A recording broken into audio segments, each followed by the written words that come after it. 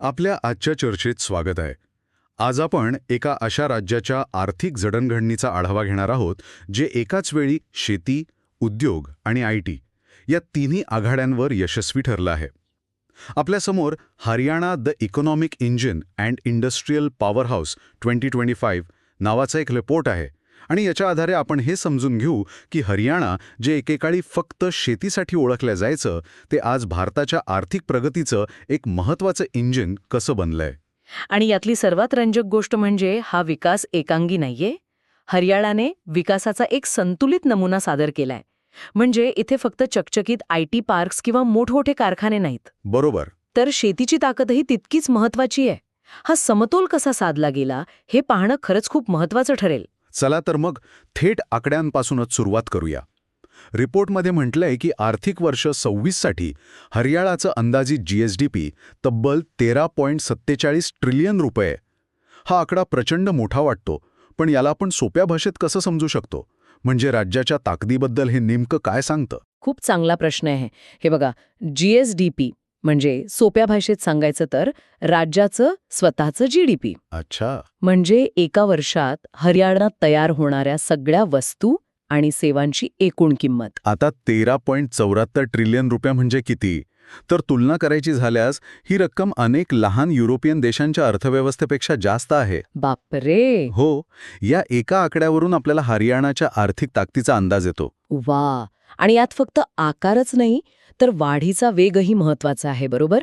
अहवालात 11% विकासदराचा उल्लेख आहे आणि दरडोई GSDP म्हणजे प्रत्येक व्यक्तीमागे उत्पन्न जवळपास 3.94 लाख रुपये असल्याचं सांगितलं आहे. हे देशातील सर्वाधिक उत्पन्नांपैकी एक आहे. बरोबर. पण हे आकडे फक्त एका क्षेत्रातून आले नाहीत आणि इथेच तो संतुलित विकासाचा मुद्दा परत येतो. या एकूण अर्थव्यवस्थेत सेवा क्षेत्राचा वाटा सर्वाधिक आहे, म्हणजे सुमारे 54%. गुरुग्राममुळे असेल हे. अगदी. गुरुग्रामसारख्या शहरांमुळे हे शक्य झालंय. त्यानंतर उद्योग क्षेत्राचा वाटा आहे 28% आणि कृषी क्षेत्राचा वाटा जवळपास 18% आहे. यातून स्पष्ट दिसतंय की सेवा क्षेत्र विकासाला गती देत आहे, पण उद्योग आणि कृषी हे त्याचे दोन मजबूत पाय आहेत. हाच समतोल हरियाणाच्या आर्थिक स्थिरतेचं खरं रहस्य आहे. हे खूपच रंजक आहे. म्हणजे एकाच वेळी सॉफ्टवेअर इंजिनियर आणि शेतकरी दोघेही राज्याच्या विकासात महत्त्वाचा वाटा उचलत आहेत. याच विकासावर विश्वास ठेवून गुंतवणूकही मोठ्या प्रमाणात येत असेल. रिपोर्टमध्ये परकीय गुंतवणुकीबद्दल काय म्हटलं आहे? हो, नक्कीच.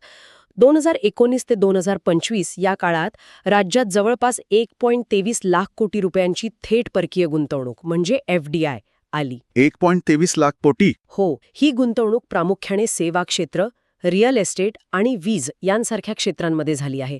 पण काय आहे ना, इथे एक गोष्ट लक्षात घ्यायला हवी.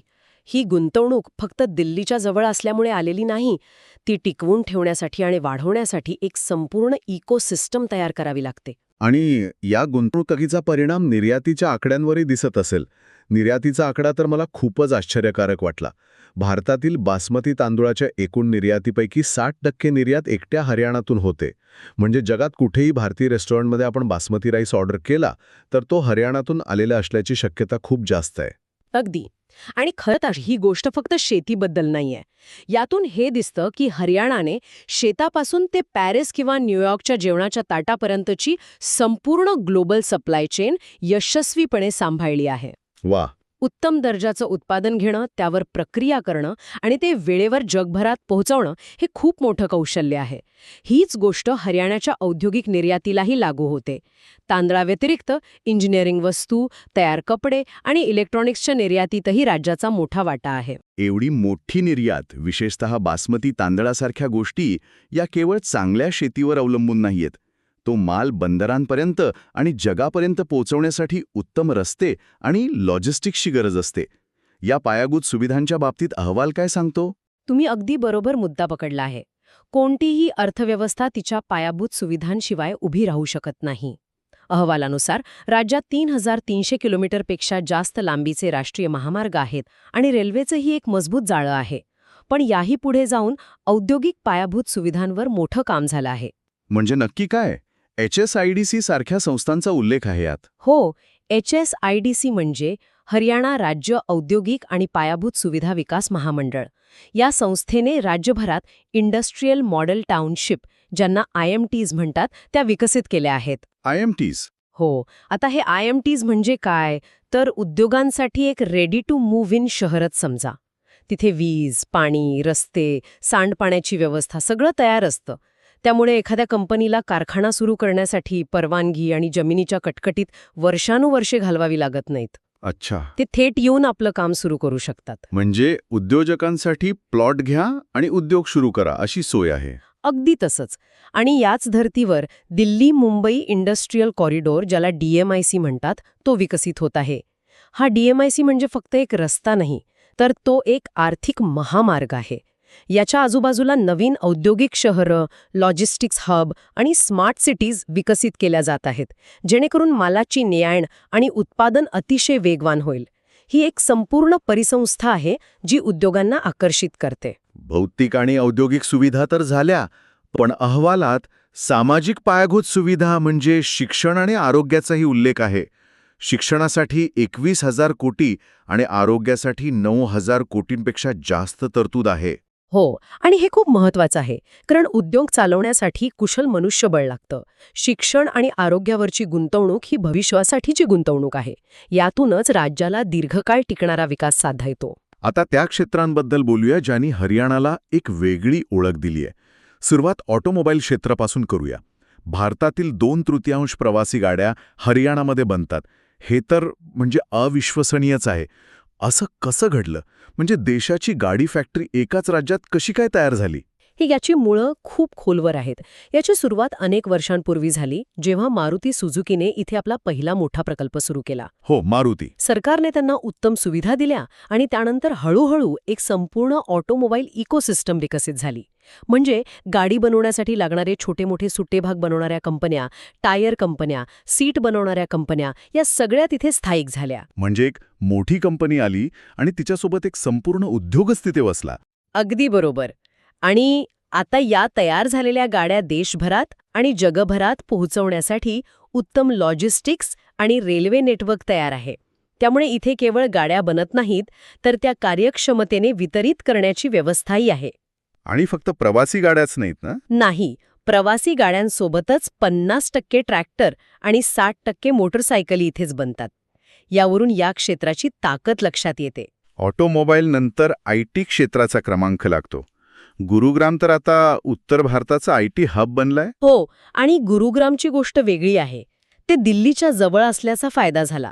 पण फक्त तेवढंच नाही, सरकारने IT कंपन्यांना आकर्षित करण्यासाठी विशेष धोरणं आखली, उत्तम पायाभूत सुविधा दिल्या, ज्यामुळे अनेक आंतरराष्ट्रीय कंपन्यांनी तिथे आपली कार्यालये उघडली. आणि आता तर भविष्याचा वेध घेत हरियाणा AI मिशन सुद्धा सुरू करण्यात आलं आहे. अच्छा, AI मिशन. हो, जे कृत्रिम बुद्धिमत्तेसारख्या नवीन तंत्रज्ञानाला प्रोत्साहन देईल. या 2 मोठ्या क्षेत्रांव्यतिरिक्त मला पानिपतच्या वस्त्रोद्योगाबद्दलची माहिती खूपच विशेष वाटली. पानिपतला टेक्स्टाईल रिसायकलिंग हब म्हटलं आहे. हे नक्की काय आहे? पानिपतची गोष्ट तर खूपच रंजक आणि महत्वाची आहे.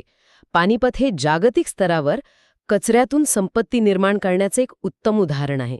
कचऱ्यातून संपत्ती? हो, जगभरातून, विशेषतः युरोप आणि अमेरिकेतून जुने कपडे आणि कापडाचे तुकडे इथे कंटेनरमधून येतात.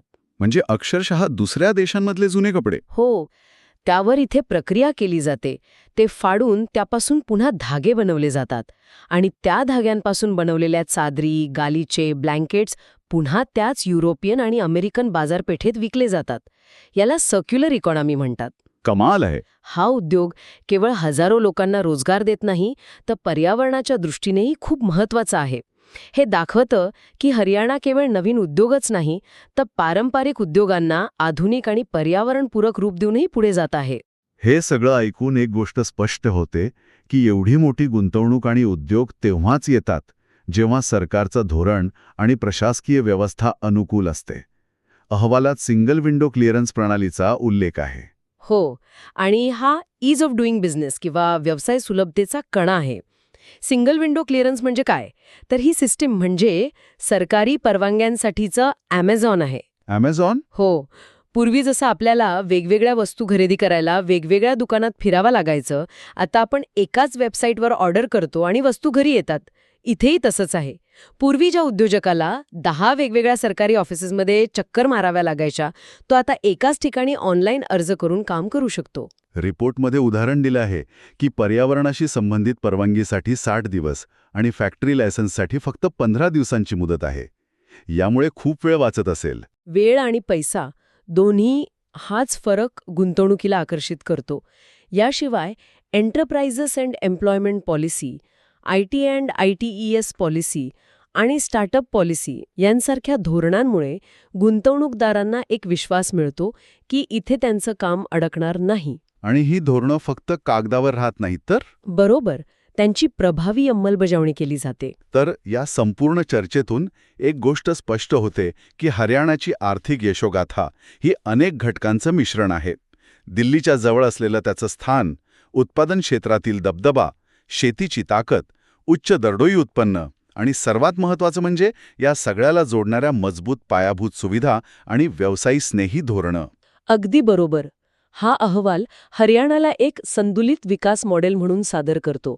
इथे शेती, उद्योग आणि सेवा क्षेत्र एकमेकांची स्पर्धक नाहीत, तर एकमेकांना पूरक आहेत. पूरक आहेत. हो.